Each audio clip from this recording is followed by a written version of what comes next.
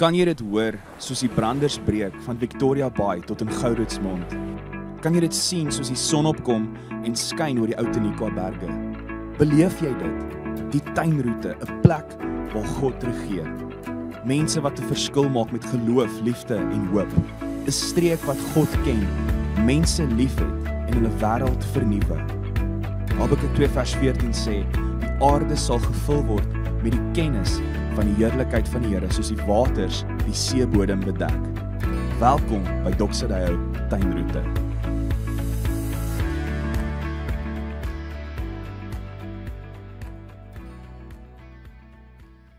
Goeiedag vriende, as ons nog ontmoet het, ek is Gerard en dit is so lekker om vandag saam met jou te kuier tydens Doxadeo Tuinroete se aanlyn boodskap. En ons gaan vandag aan met ons reeks oor vriendskap. Maar voordat ons saam kuier uit die Bybel uit, kom ons bid eers saam. Hemelse Vader, baie dankie dat ons die geleentheid het om ook oor allerlei dinge te kan gesels in die lig van wie U is, in die lig van wie Jesus is, en dat ons kan staatmaak op die werk van die Heilige Gees. Om ons te help ook met die Bybel, sodat ons in ons lewens al hoe meer kan groei in U beeld in dit wat U ons geroep het om te wees in hierdie wêreld, 'n refleksie van U koninkryk, U koningskap. En daarom bid ons nou, Here, dat U ook hierdie gesprek rondom vriendskap sal gebruik in ons lewens, in ons gemeente, vir U koninkryk.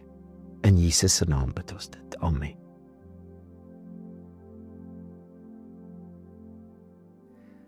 So ons het verlede week begin met hierdie reeks oor vriendskap. Ons noem dit met vriende soos hierdie.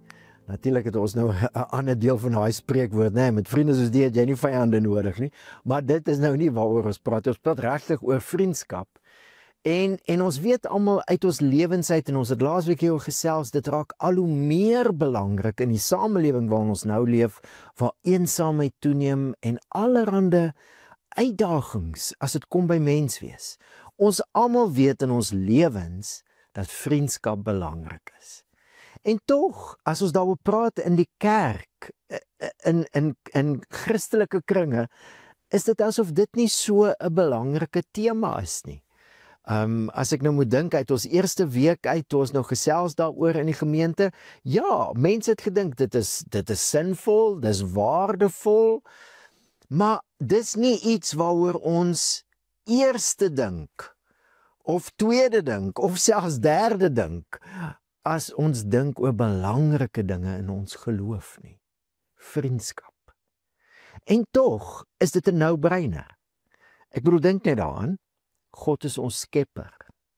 En as ons menswees eintlik floreer in omgewings van ware vriendskap, dan gaan dit mos nou net logies wees dat Jesus en die Bybel ook vriendskap as 'n belangrike tema sal uitlig. En dis waaroor ons verlede week gekuier het. Ons het dit gesien in Spreuke 27 vers 9, vat 2 van die kosbaarste kommoditeite, olie en reukwerk, en hy sê dit verbly die hart, net so die aangenaamheid van 'n vriend van welgemeende raad. En ons het gesels oor dat Spreuke mos nou 'n wysheidboek is.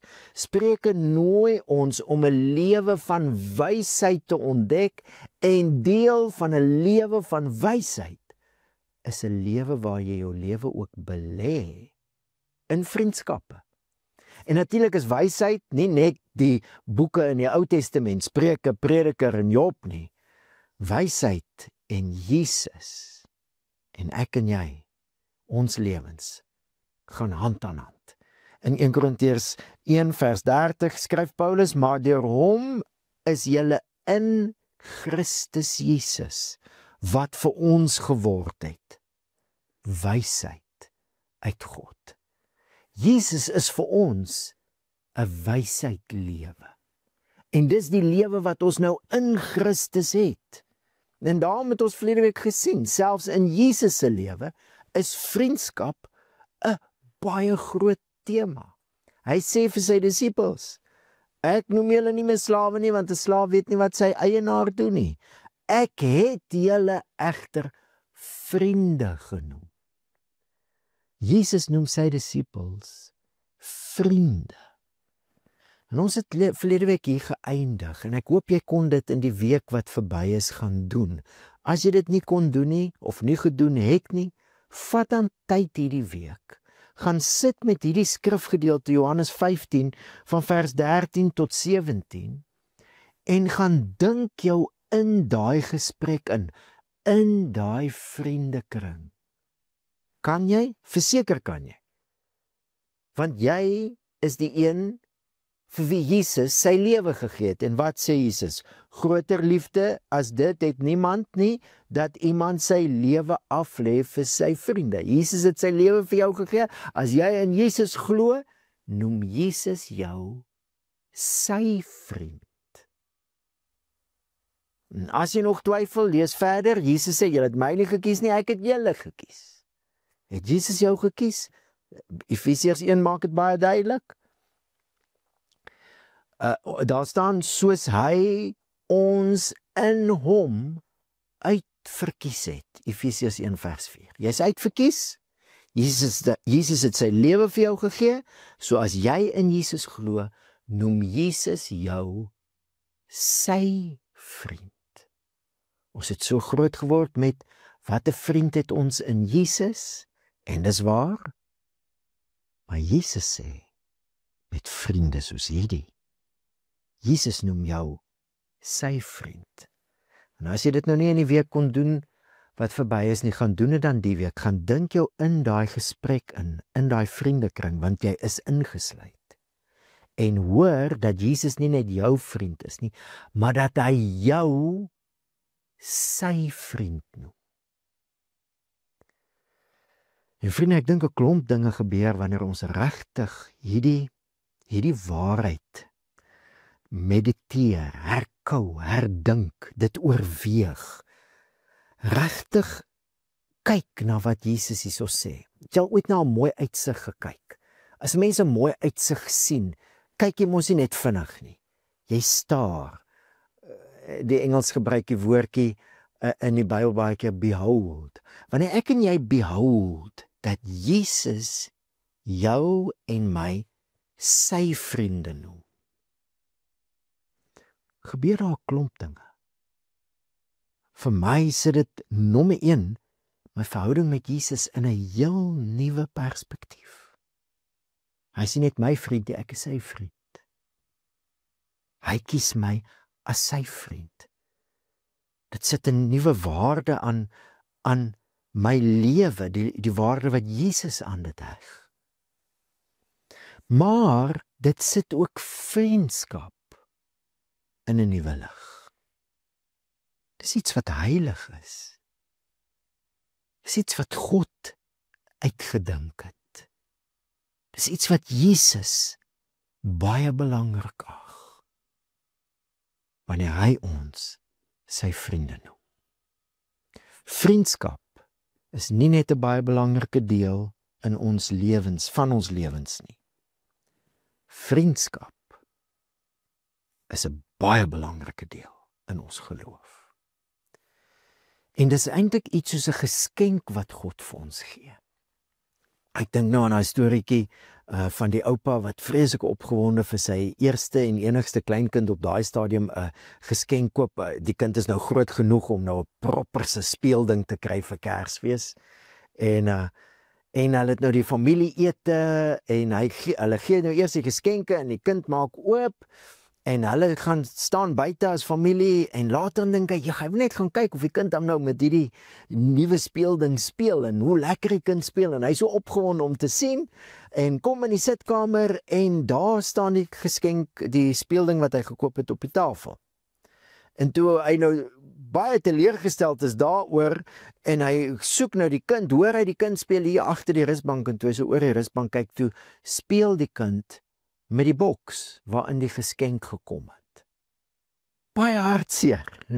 Hierdie waardevolle geskenk en die kind speel met dit waarin dit toegedraai was. Vriende, vir my en jou om die waarde van vriendskap te ontdek. Hierdie geskenk wat God vir ons gee, deur vir ons vriende te gee, gaan van my en jou vra dat ons intentioneel moet wees met ons vriendskappe. Baie vriendskappe begin toevallig, né? Ek het toevallig deur hierdie ou ontmoet en ons het gekuier en toevallig het ons mekaar weer raak geloop en ons het weer gekuier en hier het 'n vriendskap ontwikkel. Baie vriendskappe begin toevallig. Maar dit kan nie by toeval bly nie. Want dan gaan ons nooit die grootheid van hierdie geskenk wat God vir ons in vriendskappe gee ontdek nie. Hoekom dit so waardevol is, ook in ons geloof. So vandag wil ek 'n bietjie saam met jou kuier. Hoe kan ons meer intentioneel wees met ons vriendskappe, sodat dit die waarde in ons lewens kan hê wat God dit bedoel het om te wees. Wat Jesus dit bedoel het om te wees. Wanneer hy ons sy vriende noem. En daar's soveel angles, soveel hoeke, soveel invalshoeke, soveel dinge waaroor ons kan praat. Net om te praat oor hoe kan ons meer intentioneel wees oor vriendskappe. Ons kan praat oor hoe kies ek goeie vriende, want baie van ons vriendskappe sukkel omdat ons nie goeie vriende kies nie. Nou Spreuke sê, Spreuke 22 vers 24, moenie vriende met 'n humørige mens maak nie. En met 'n opvleende man moet jy nie saamgaan. Daar's sekere mense wat net nie goeie vriende vir jou gaan wees nie. So ons kan praat oor hoe kies ek goeie vriende, vriende wat my kan help en ondersteun en vir wie ek ook daar kan wees. Ons kan daaroor gesels, ons kan gesels oor die prioriteitsvraag. Is vriendskap die prioriteit wat dit behoort te wees in jou lewe? Is dit belangrik genoeg dat jy selfs ander dinge sal 'n bietjie eenkant toe skuif ter wille van vriendskap? Ons kan gesels oor hoe cope ons daarmee as ons teleurstellings het. Want ons almal het stories, ons almal het verledes, as dit kom by vriendskappe. Ek en Jesus en jy en Jesus het ook 'n verlede, né? So hoe hanteer ons die verlede sodat ons nie opgee op die waarde en die belangrikheid van vriendskappe nie? Daar's soveel dinge waaroor ons kan gesels. Ek wil vandag net oor een ding gesels. 'n baie goeie vraag wat jy jouself kan vra, wat jou kan help om meer intentioneel met jou vriendskappe te wees, is hierdie vraag. Hoe kan ek 'n beter vriend wees? Ek wil jou uitnooi om hierdie vraag te vra in jou vriendskappe. Hoe kan ek 'n beter vriend wees? En dis waarop ons vandag 'n bietjie wil inzoom. Ek wil net weer uitnooi om te onthou. Jesus noem sy disippels sy vriende. As hy sê groter liefde het niemand as dit, dat iemand sy lewe afleef vir sy vriende. Julle is my vriende as julle alles doen wat ek julle beveel. Dan eindig hy daai deel van die gesprek met die woorde: dit beveel ek julle, julle moet mekaar lief hê. Disippelskap is om by Jesus te leer sodat jy kan lief hê soos Jesus. En vriendskap is die ideale omgewing. Vriendskap is eintlik 'n manier vir my en jou om te leer om lief te hê soos Jesus. So as ek die vraag kan vra, hoe kan ek 'n beter vriend wees? Dan vra ek eintlik, hoe kan ek 'n beter vriend wees soos Jesus vir my vriende? En hier wil ek jou terugvat. Dis Johannes wat vir ons hierdie gesprek neergeskryf het, wat Jesus het met sy disippels, waar hy sê hy het hulle vriende genoem. En Johannes begin sy boek oor Jesus. En hy beskryf Jesus. Hy sê, die woord het vlees geword en onder ons kom woon. Ons het sy heerlikheid aanskou, 'n heerlikheid soos die van die unieke seun van die Vader, vol genade en waarheid. Vol genade en waarheid. So om 'n beter vriend te wees, 'n vriend al hoe meer soos Jesus, is om vriendskappe met genade en waarheid te benader. Ek wil jou uitnooi, kom ons gesels 'n bietjie hieroor. Hoe kan ek en jy 'n beter vriend wees deur ons vriendskappe en ons vriende met genade en waarheid te hanteer? Let wel, nie 'n bietjie genade en dan op 'n ander keer weer 'n bietjie waarheid nie. Albei, vol genade en waarheid. Natuurlik is daar tye wat genade belangriker is as die waarheid en ander kere waar waarheid belangriker is as genade. Maar jy kan nie die twee losmaak van mekaar nie, want dan het jy nie liefde nie. Liefde soos Jesus, wat sy lewe aflê vir sy vriende, is 'n liefde wat bestaan uit genade en waarheid, en Jesus was vol van al twee gelyk. 100% waarheid en 100% genade maak 100% liefde. Baie keer kan ons in vriendskappe net genade wil hê. 'n plek waar ons vir mense net sê wat hulle graag wil hoor. Dis nie liefde nie. Baie keer, en ons almal ken sulke mense, jy weet, mense wat sê, jy moet my maar verdra soos ek is 'n reguit mens, en jy hou van my of jy hou nie van my nie. Net waarheid, dis nie liefde nie. En as ek en jy wil groei in vriendskap, en ons wil beter vriende wees vir ons vriende, is Jesus se uitnodiging, vol genade en waarheid. Dis hoe ons groei in vriende, in vriendskappe. Dis hoe ons liefhet, ons vriende liefhet soos Jesus. Spreuke sê mos, 'n vriend betoon te alle tye liefde. Ja, daar gaan tye wees wat genade sterker feature, maar nooit sonder waarheid nie. Ja, daar gaan tye wees wat waarheid sterker feature, maar nooit sonder liefde nie. Kom ons breek dit 'n bietjie af en ons kyk na dit, en daar is nou hieroor ook duisende goed waar ons kan gesels, maar kom ons gesels net so 'n bietjie oor hoe kan dit in die praktyk lyk. 'n Vriendskap waar ek as vriend genade en waarheid in ons vriendskap inbring. Hoe doen ons dit? Die eerste ding, die woord het vlees geword en onder ons kom woon. Vriendskap kan net gebeur as jy teenwoordig is. 'n mens kan net vriendskap groei en jy kan net 'n beter vriend wees as jy opdaag, as jy daar is, as jy teenwoordig is. Vriendskap vra commitment, en jy spel commitment T-I-D. Dit vat tyd. Dit vat teenwoordigheid. Jy moet daar wees. Ons almal het al in vriendskappe gesit, in vriendekringe gesit, in gesprekke, en ons is daar met ons lyf, maar ons kop is op 'n heel ander plek, né? Vriendskap vra dat ons teenwoordig moet wees. En vriende, vir baie van ons is dit ons eerste tree om hierdie vriendskap te groei. Om 'n beter vriend vir my vriende te wees, moet ek net basies meer daar wees vir hulle.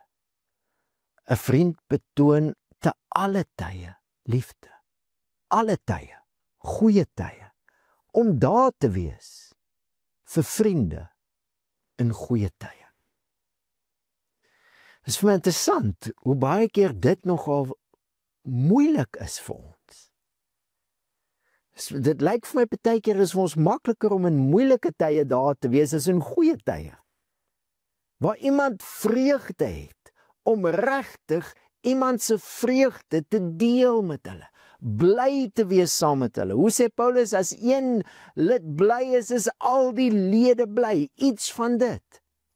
Vriendskap om daar te wees, teenwoordig te wees, as iets positiefs in my vriend se lewe aan die gang is, om uit te vind, hoekom is jy so bly oor die ding wat nou hier gebeur? Om vrae te vra, wat beteken dit vir jou? Hoe verander dit nou dinge vir jou? Om regtig belang te stel in die vriend se vreugde. Weet nie of jy al partykeer so gevoel het nie, ek het al en ek voel eintlik maar bietjie skaam daaroor.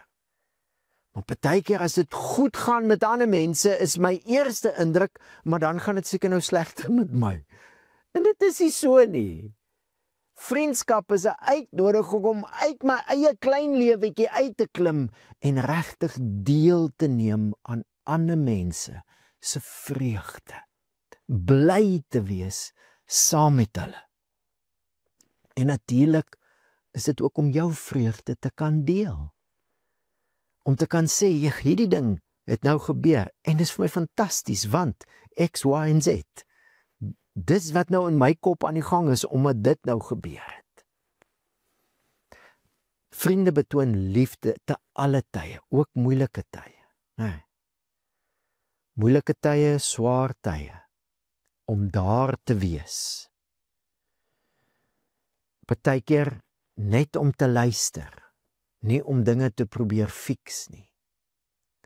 As Spreuke sê, 'n vriend betoon te alle tye liefde. Dan is dit baie keer net om daar te wees. Een van my vriende vertel hoe 'n vriend van hom 'n tweede kind aan die dood afgestaan het. Verskriklik. En hy sê al wat hy kon doen was net om in die oggende na hom toe te gaan en net daar te wees en by hom koerant te lees. Dis baie keer net om te luister. Partykeer is dit nou nie sulke groot dinge nie, maar die moeilike tye is partykeer net, dit voel net op daai stadium so groot, en as jy net kan luister, baie keer het jou vriend net nodig dat jy luister, en nadat hy 10 minute uitgepak het, voel hy beter, en sien hy weer kans om aan te gaan, of sy. So baie keer in moeilike tye is dit nie om met oplossings te kom nie, natuurlik, as dit is wat jou vriend vra, vir jou hulp en vir oplossings of raad, doen dit na die beste van jou vermoë, maar baie keer begin die daar wees, in moeilike tye, net met luister. Vind ek wil jou uitnooi om gou 'n bietjie oor dit te dink. Luister as 'n manier van genade en waarheid gee. Luister sê vir mense, hulle het waarde, hulle is belangrik. Dit kommunikeer genade, want dit kommunikeer ek aanvaar jou. En jy is vir my so belangrik, laat ek tyd gee, aandag gee aan dit wat jy sê. Luister kommunikeer genade en waarheid. Is baie interessant. Die woordjie waarheid in die Hebreëse taal, die Jode, hoe hulle met dit groot geword het. Is 'n bietjie anders as ek en jy. Daar's mos die storie van toe die Israeliete slawe was en Farao, toe die mense nou so baie word, toe wil gee hy mos 'n opdrag dat hulle kinders, pasgebore kinders doodgemaak moes word, vir al die seentjies. En was dit nou net die seentjies of was dit nou almal? Nou kan ek eers onthou nie. Maar in elk geval, die vroedvrouens wat nou help met die kinders sê, toe die kinders nou nie almal doodgemaak word, sê hulle, en ons sal nou sê dis 'n leuen, sê hulle, nee, die Israelitiese vrouens kraam so vinnig, by die tyd wat ons daar kom is die babas al uit. In Hebreëus sou dit nie leuns gewees het nie. In Hebreëus is leuns as jy by 'n fontein kom wat veronderstel is om water te gee en daar's nie water nie, of die water is bitter, dan lieg daai fontein. In Hebreëus is die woordjie waarheid en die woordjie betroubaarheid baie nader aan mekaar.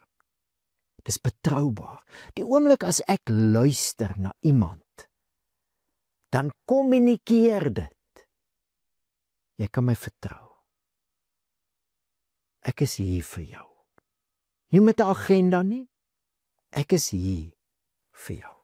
So op 'n baie werklike manier is net jou opdaag en jou luister en jou daar wees, teenwoordig wees, al klaar 'n stuk genade en waarheid wat jy in jou vriendskap inbring. En dit kan jou help. Miskien is dit jou tree. Maak commitments teenoor jou vriende en hou daarbey. Daag op. Hoeveel keer doen ons dit nie? Dat ons eerder commitments met vriende sal uitstel, want ons dink hulle sal verstaan. En ons sal eerder werk kies of ander dinge kies as vriendskap. Miskien moet ons bietjie dit aanpas. Want vriendskap is 'n geweldige belangrike deel van ons lewe en ons geloof. Ek wil so 'n bietjie verder saam met jou kuier rondom dit genade en waarheid en spesifiek dan kyk na Jesus. En ook spesifiek na twee van die gevalle van Jesus en sy vriende, Jesus en Thomas, Jesus en Petrus. Net in die gedeelte waar Jesus nou uit die dood uit opgestaan het, sien ons iets baie besonders aan hierdie vriendskap. Thomas het nie geglo nie, onthou jy? En hy het gesê, as ek nie my vingers in sy wonde druk nie, gaan ek nie glo nie. En toe Jesus vir die eerste keer vir Thomas wys dat hy lewe, toe wys hy mos nou vir hom die wonde en hy nooi hom uit, want dis wat Thomas is. Vriendskap is om daar te wees vir mense waar hulle is. Nie waar jy dink hulle moet wees nie, waar hulle is. Om hulle daar te ontmoet, soos Jesus. Dis genade. Dis 'n kuns om mense te ontmoet waar hulle is. En vriende, baie keer as ons te vinnig raad gee of te vinnig antwoorde gee, dan kommunikeer ons iets anders as genade. Mense beleef nie dan dat ons daar is vir hulle nie. So Jesus kommunikeer 'n geweldige stuk genade aan Thomas, né? Selfde met Petrus, dink gou aan Jesus se vriendskap met Petrus. Ook toe Jesus uit die dood het opgestaan, Petrus het 3 keer by 'n koolvuur gesê, ek ken hom nie. Weet nie wie hy is nie, ken hom nie. Ek weet wie hy is, maar ek ken hom nie. Ek is nie deel van sy vriendekring nie. Tja. En toe Jesus uit die dood uit opstaan en hy verskyn aan hulle, toe sal jy die spesifieke geval waar Jesus vir hulle ontbyt maak. Vriendskap en eet gaan hand aan hand. En hy maak hierdie ontbyt by 'n koolvuur. Is 'n unieke reuk, daai tipe vuur. Dis die vuur waar dis dieselfde tipe vuur waar Petrus 3 keer gesê het ek ken hom nie. Hy ontmoet Petrus waar hy is. 3 keer vra hy vir hom, het jy my lief? En die 3de keer gebruik hy 'n ander liefdewoordjie, die woordjie wat Petrus gebruik het. Ek het u lief soos 'n vriend. Nie agape, ek het u met 'n volmaakte liefde lief. Petrus kon nog nie daar gaan nie. Vriendskap, Jesus se vriendskap ontmoet mense waar hulle is. En ek en jy kan baie beter vriende vir mense wees as ons hulle ontmoet waar hulle is, want dit kommunikeer genade. Maar dis nie al wat Jesus in daai gesprekke gedoen het nie, onthou jy? Vir Petrus het hy 3 keer gevra. Hoekom 3 keer? Want Petrus het 3 keer gesê ek ken hom nie. Jesus lig iets van die waarheid hier uit. En hy sê vir Petrus, van nou af gaan daar dinge in jou lewe anders werk. En ek roep jou, hy lig waarheid uit. Jy gaan nie meer lewe soos jy geleef het nie. Vir Thomas sê hy, Thomas, jy kon die eerste ou gewees het wat nie gesien het nie en tog geglo het. Jy het dit gemis. Baie ander mense gaan nie sien nie en glo. Salig is hulle. As 'n stukkie waarheid, of nee 'n stukkie nie, 'n stuk waarheid wat in die gesprekke uitkom. Vriende, hoe kan ek en jy in ons vriendekring gesprekke hê wat mense genade laat beleef? En waarheid. Ek dink aan 'n paar dinge.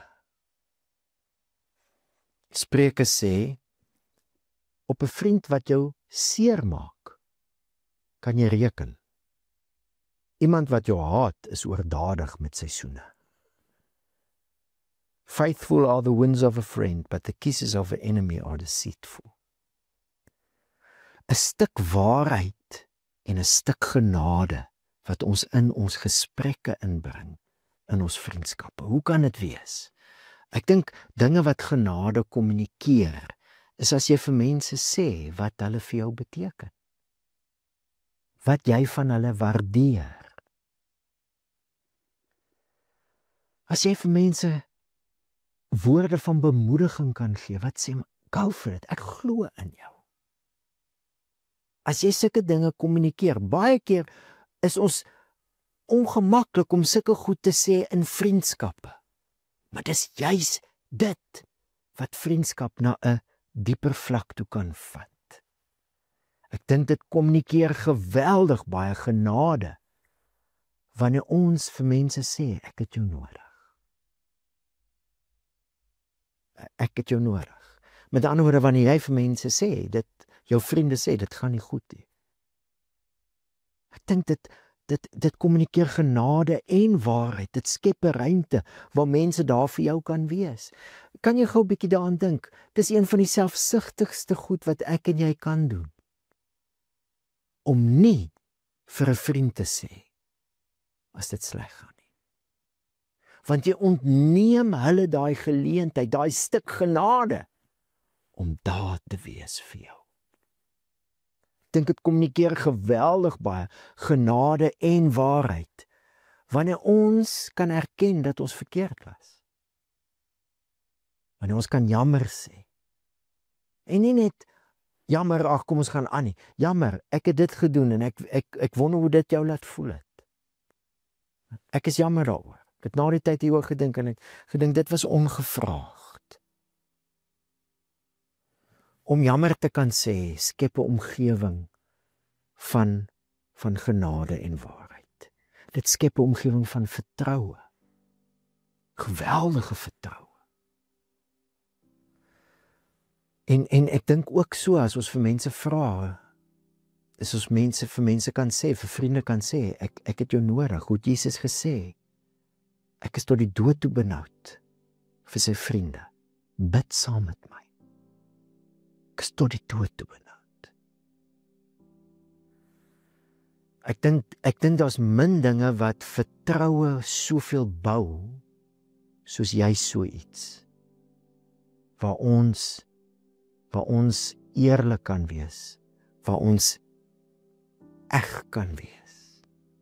Wanneer ons eg is teenoor ons vriende, wanneer ons selfs kommunikeer wanneer ons sukkel, bou dit vertroue. Vertroue word nie gebou as jy daar is vir jou vriend nie.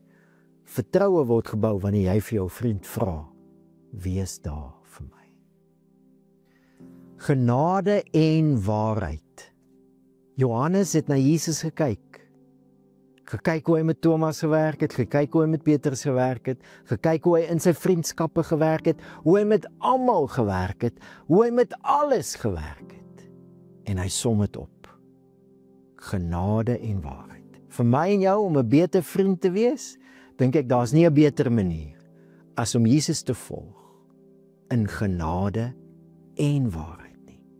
So miskien kan jy die week 'n bietjie gaan dink, in watter vriendskappe gaan jy meer intentioneel daar moet wees. Opdaag, commitments moet hou. In watter vriendskappe gaan jy 'n beter vriend wees, deur miskien meer genade te bring, te kommunikeer wat jou vriende vir jou beteken. Waag dit. Waag dit om te sê wat jy van iemand waardeer in die vriendskap, en jy gaan sien hoe dit die vriendskap na dieper vlak toe vat. Waag dit om hulp te vra, dit bou vertroue. Waag dit om jammer te sê, waag dit om te vergewe, waag dit ook om die moeilike gesprekke te hê, wanneer jy moet. Genade en waarheid. Ek wil jou uitnooi om die week daaroor te gaan dink en vra dat die Here jou as vriend, jou as mens sal help om 'n beter vriend te wees en om dit ook te doen vir sy koninkryk. En daaroor gaan ons volgende week so 'n bietjie saam kuier. Kom ons bid saam. Hemelse Vader, baie dankie dat ons iets van u vriendskap leer ken met ons, en dat ons iets van u roeping op ons lewens om u vriende te wees. U sê, Abraham was my vriend. Jesus sê, ek noem julle nie slawe nie, ek het julle vriende genoem. Here, dis 'n genade wat ons instaan in hierdie verbintenis met u. Dis 'n vriendskap.